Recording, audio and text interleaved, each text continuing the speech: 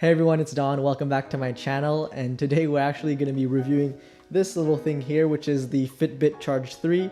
And also, I've had it on for a week, and I wanted to take you through a weekend on call wearing this to see how active I am, how much sleep I'm getting, and just seeing generally how it's tracking my stats while I'm on call for internal medicine. So before we look at that, here's a quick overview of the Fitbit Charge 3, which came out only a few weeks ago. I generally like it a lot. I've tried smartwatches in the past, and I never liked the battery life that I got from it, and I also never had a fitness tracker or a fitness band like Fitbit, so I really don't have anything to compare it to.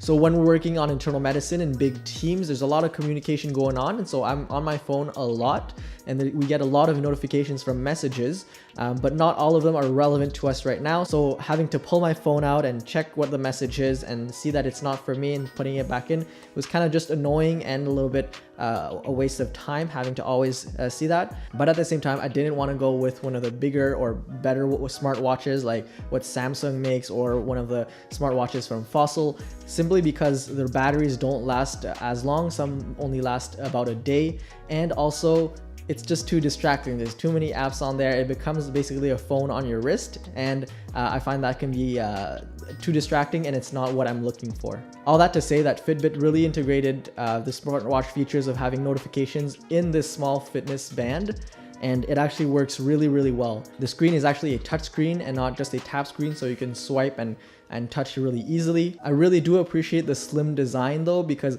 that means that I can wear it at night and sleep with it and feel more comfortable. I don't think I would wear a bigger smartwatch to bed because it's a bit too much on the wrist, but this, when it's paired with the silicone bands, actually feels almost weightless and doesn't bother me at all. I also have a few extra bands just to change the look a little bit when I want.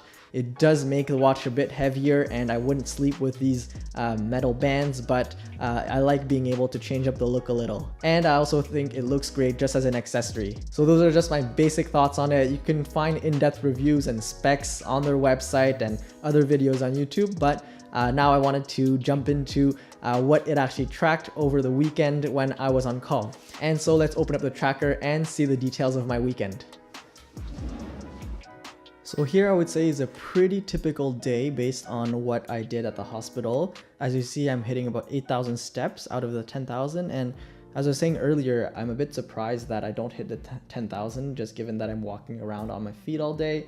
I do sit at the computer, but generally I thought that it was a pretty active kind of work environment. So maybe that'll be different on other rotations, and I'm curious to see how that compares to surgery rotations, for example. So we'll have a look at that. And also typically I'll sleep around 7.5 hours here. If you actually count from when I went to bed to when I woke up, it's a bit more than what it states here, because Fitbit actually takes away the time that you're awake during the night. So sometimes at night you'll wake up and I won't even realize it, even if it's just for a minute, but Fitbit does subtract that based on your movements at night. So I would say this is a pretty typical day. I do try to take the stairs a lot in the hospital, so that's why you see here 15 floors. I do really try. Oh, and actually I didn't go exercise today, but what you see here saying sport, and that was just me raking the leaves in the front yard.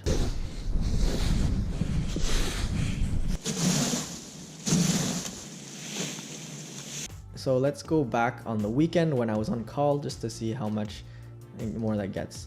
But as you can see, even with kind of 24 hours during the Friday, I did get around 8,000 steps, again 15 floors, and the night before I had around the same amount of sleep. And going into the Saturday morning, as you see here, I was awake, but there was a period about 2 hours there where I was able to sleep.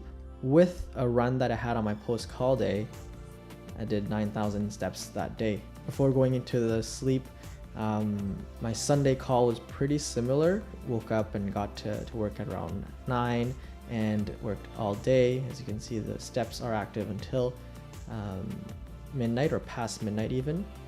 And again, I'm getting around 8,000 steps without any explicit exercise that day. And going into the Monday morning, I also did get some sleep at some point during the night, which is typical on internal medicine. And you see the numbers are still pretty similar. Again, this I went for a little bit of exercise on my post-call day. So looking at sleep, I really like how this tracks it. It tracks automatically the sleep based on you not moving for at least an hour. And so if I nap for less than an hour, it won't track it. So this is a typical way they'll track it. As you see, there's tiny moments where you're awake that you don't even realize, and Fitbit will subtract it from your total sleep.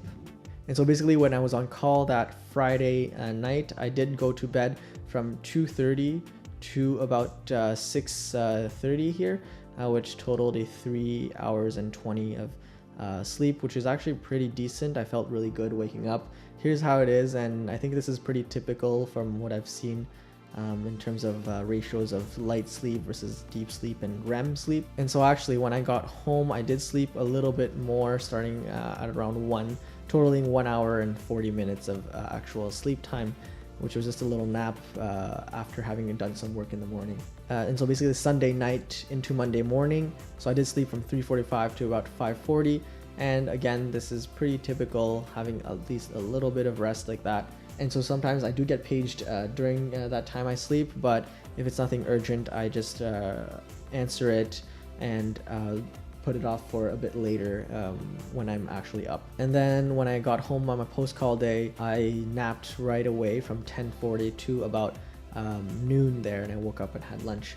Those 2 days and the other regular days of sleep, it averages out to 5 hours and 30 minutes, which again, I want to reiterate that that's kind of time asleep and not just the time I'm going to bed and the time I'm waking up, because I'm not just getting 5.5 hours, or else I actually wouldn't be functioning personally. All right, so I hope that was at least a little bit interesting, seeing the fitness stats I get while on call. I thought it was kind of interesting, and it helped me gain a bit of insight into my actual amount of activity when I work, and it is pushing me to be kind of a bit more active outside of the hospital anyways. And so I'll be tracking things on other rotations too, and especially on surgery rotations, which are a little bit more intense. I'm kind of excited to see what the difference is in activity. So I really hope you guys enjoyed this video, and thank you for watching.